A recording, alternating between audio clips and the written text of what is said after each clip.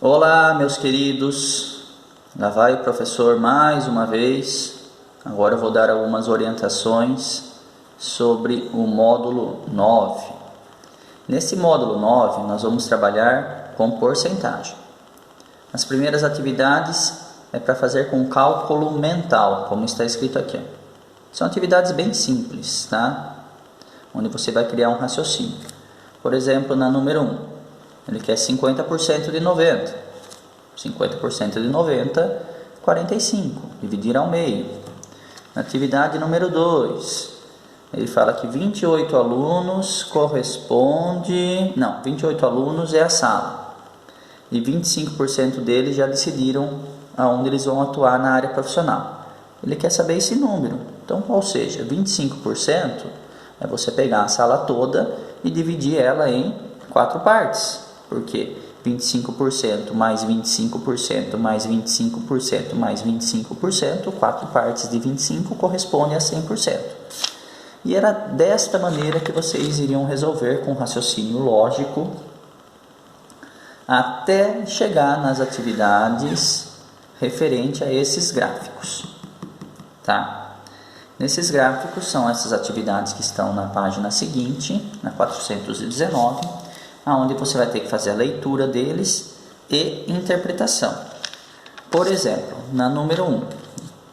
Número 1 ele fala com relação ao primeiro gráfico, que é apresentado com relação ao primeiro gráfico, que apresenta dados sobre os dois tipos de IES, pública e privada. Sabe-se que 76.818 docentes que atuam no ensino superior possuem apenas curso de especialização.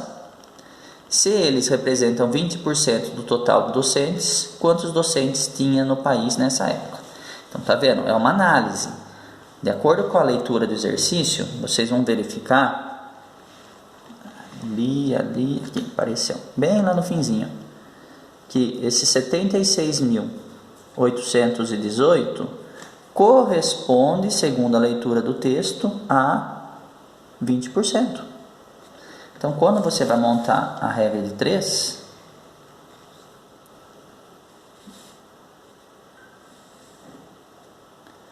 porcentagem docentes, 20% corresponde ao 76.818, chegando ao resultado final de 384.090 docentes.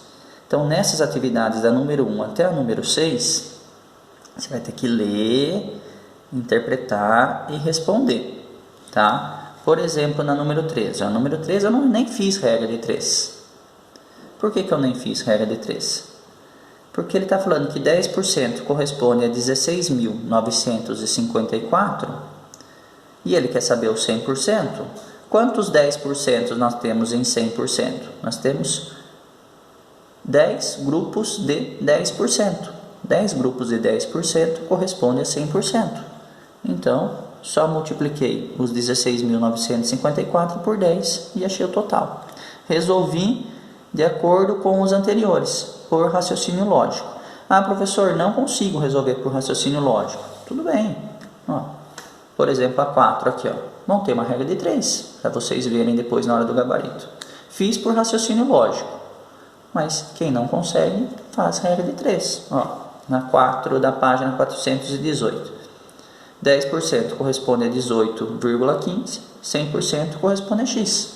GDP, multiplica em cruz e acha a resposta que vai dar R$ 185,50. 185 não, R$ 181,50. Até aqui não tinha novidade nenhuma, somente interpretação e análise. A novidade vai ser a partir desse momento, onde nós vamos começar com porcentagens sucessivas. Neste ponto, nesse primeiro exercício, que vai ser a minha explicação, ele falou que o André ele tinha um salário de R$ 8.500 e que ele recebeu um aumento de 5% e depois um aumento de 3%. E na letra A ele está perguntando se o aumento do André foi de 8%. A maioria das pessoas respondem que sim, porque ele fala aumento de 5 e aumento de 3 dá um aumento de 8%. Mas não, o André não teve um aumento de 8%. Já vou mostrar para vocês aqui porque que o André não teve esse aumento de 8%. Só vou achar aqui, achei. Ó, 8% dos 8.500 que o André ganha daria R$680. 8.500 mais 680 dá R$9.180. E o exercício falou que o André, depois dos aumentos, estava ganhando R$9.192,75. Ah lá, são valores diferentes. Então, ele não pode ter tido esse aumento de 8%. O aumento do André, como eu falei ali, foi maior que 8%, porque 8% dava 9.180 e o salário final dele foi para 9.192. Por que está dando essa diferença? Porque é o seguinte, meus queridos, nós temos todo de referência diferente. Como assim um todo de referência, professor? Sim, ó. No primeiro aumento foi 5% em cima dos 8.500. Então, meu todo de referência, a minha referência para esse exercício está sendo os 8.500. Aí ele teve um aumento de 425. Os 8.500 mais os 425, o salário dele foi para 8.925. Já o segundo aumento dele não foi em cima dos 8.500. O todo de referência agora mudou. O todo de referência agora é 8.925. Então, conseguem observar que se eu fizer 8% de 8.500, lógico que vai ser diferente. Porque, num determinado momento, os meus 3% ele está sendo inserido em cima dos 8.925, não em cima dos 8.500. 3% desses 8.925 vai resultar lá no final o valor que o exercício passou, 9.182. Daí eu escrevi aqui, ó. Por que deu diferente? Pois os 3% é inserido em cima dos 5%. O que eu quis dizer com isso? Que nesse segundo aumento de 3%, ele está em cima do valor dos 5%. Porque os 5% não resultou nesses 8.925? Os 3% não está sendo calculado em cima de 8.925?